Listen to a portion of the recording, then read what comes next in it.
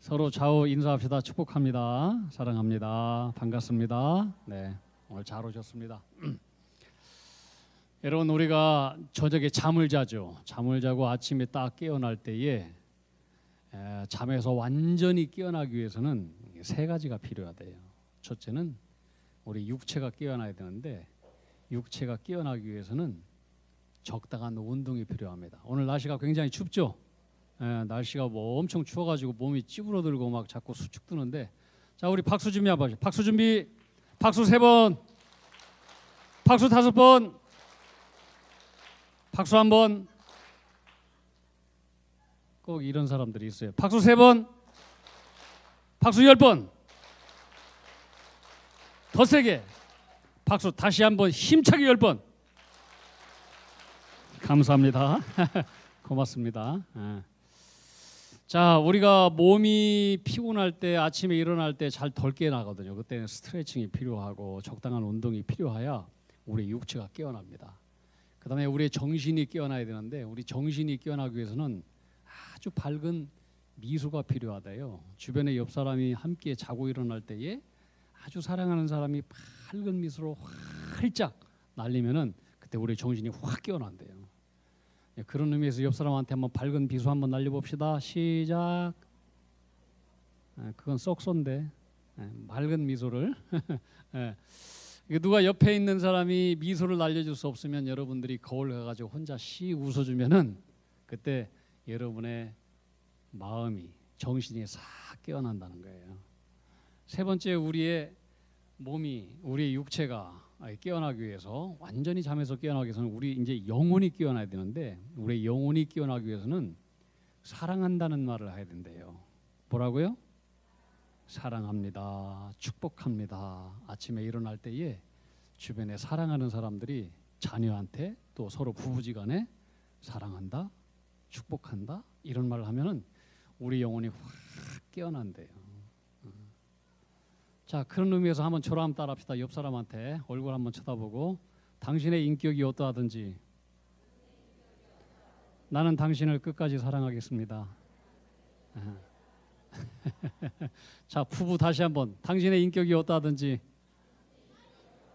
나는 끝까지 사랑하겠습니다.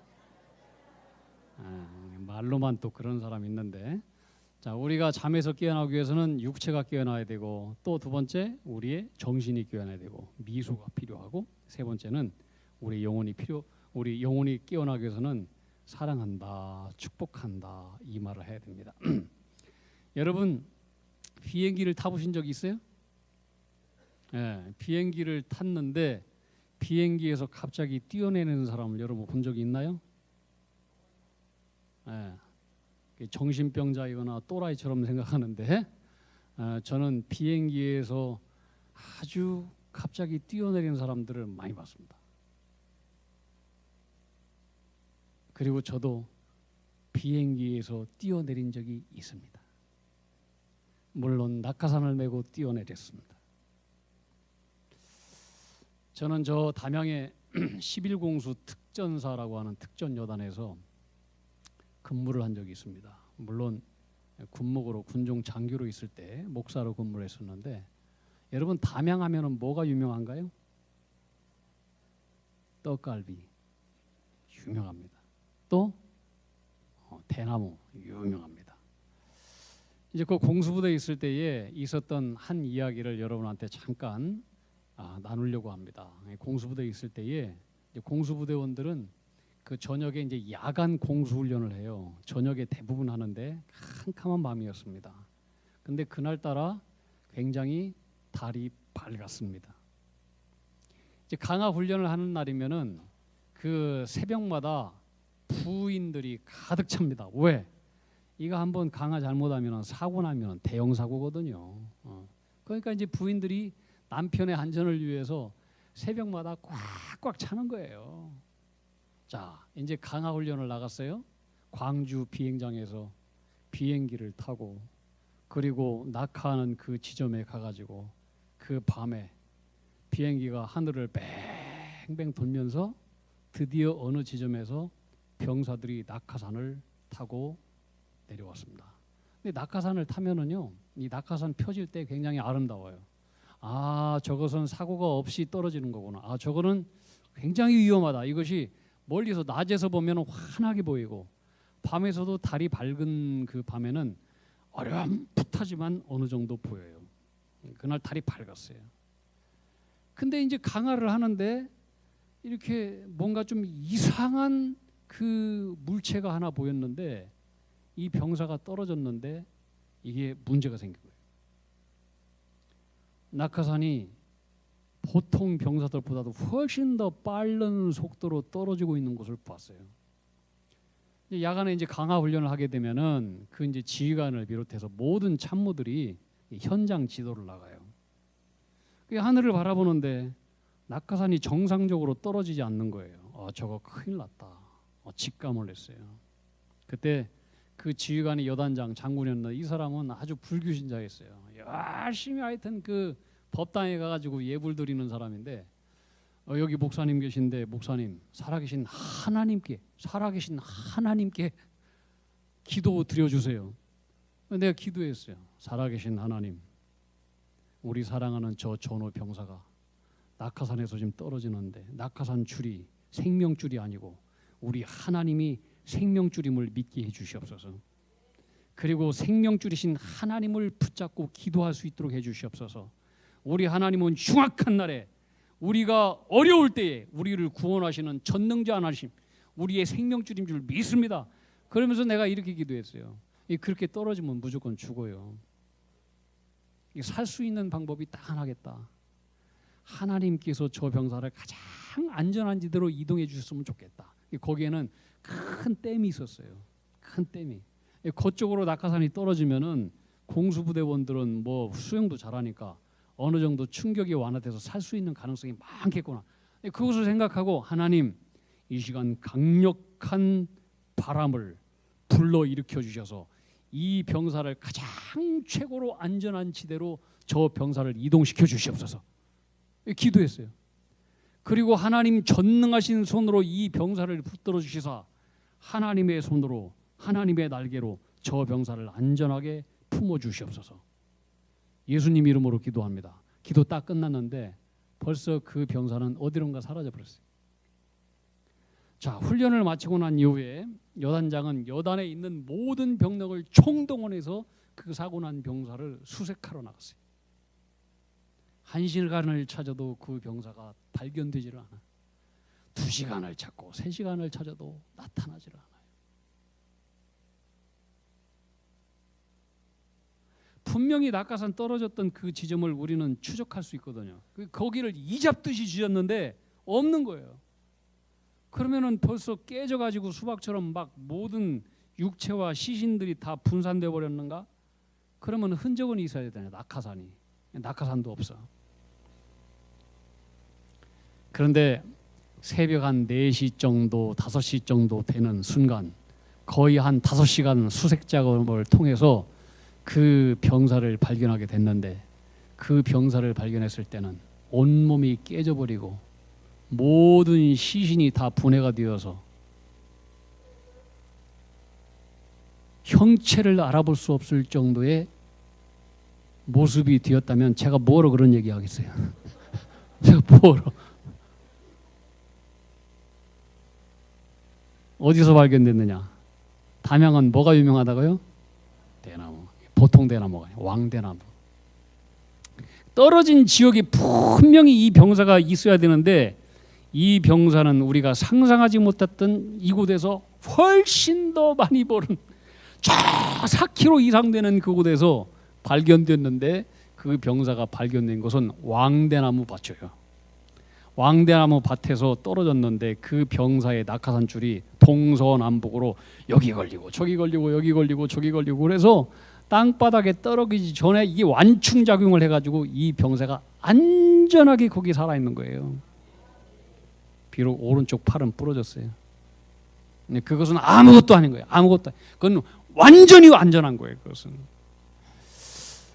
그리고 난 이후에 이 병사한테 어떻게 된 거냐 물어봤어요. 그랬더니 이 병사가 하는 소리가 낙하산 떨어졌는데 이 주 낙하산이 안 펴졌대요. 3초 내에 펴져야 돼요.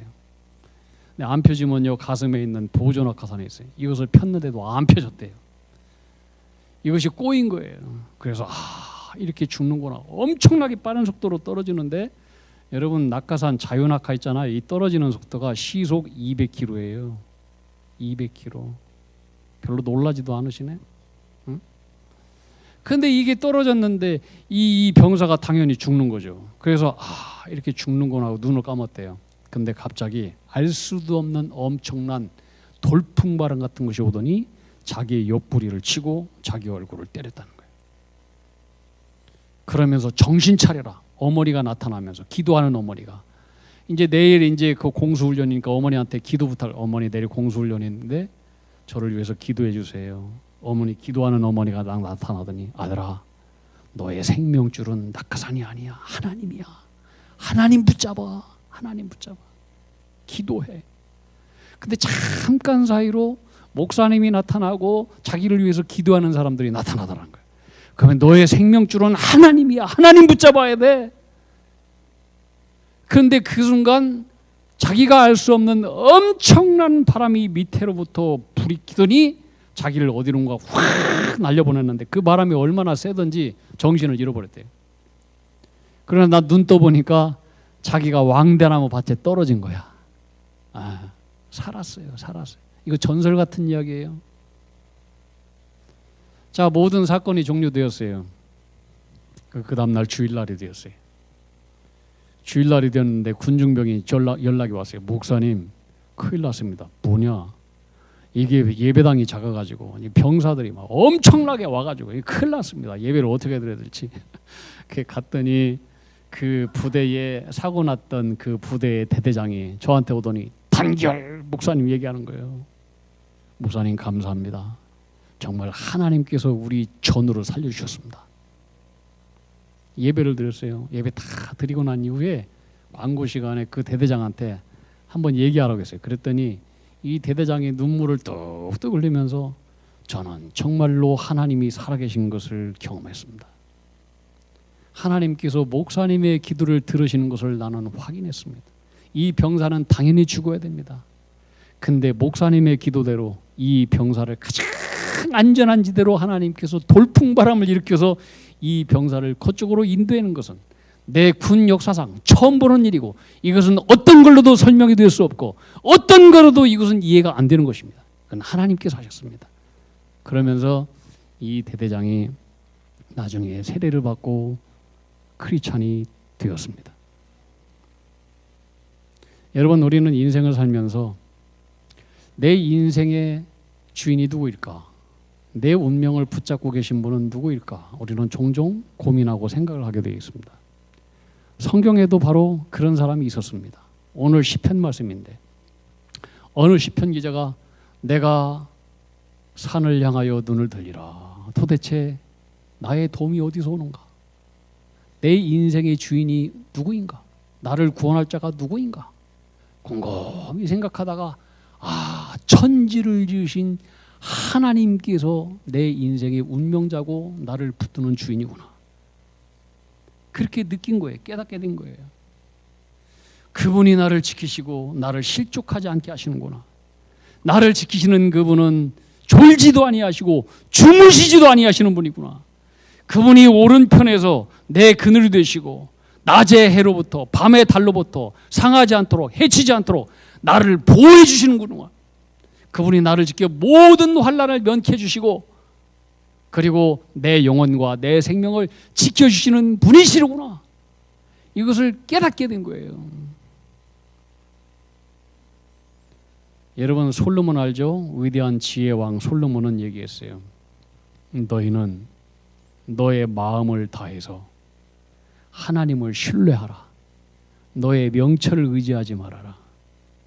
너는 범사에 하나님을 인정하라. 그리하면 그가 너의 길을 지도해 주시리라. 지도하신다는 것은 반듯하게 형통하게 해준다는 거예요. 영어로 He will make pass, your path straight. 아주 반듯하게 평탄하게 너의 길을 인도해 주신대. 또 솔로몬이 얘기한 잠언 4장 8절 9절에 보면 여호와를 높여라. 그리하면 그가 너를 높이리라. 그를 영화롭게 하라. 그를 품으라. 그럼 그가 너를 영화롭게 할 것이다. 너의 머리에 금 면류관을 씌워줄 것이다. 이분이 하나님이에요. 할렐루야. 하나님은 살아계신 하나님이에요. 여러분, 여러분의 인생 누구한테 맡기겠습니까? 그분이 계십니다. 할렐루야. 그분의 날개가 가장 안전합니다. 이 품에 영원토록 품고 행복자로 살아가는 믿음의 사람들 다 되기를 축복합니다.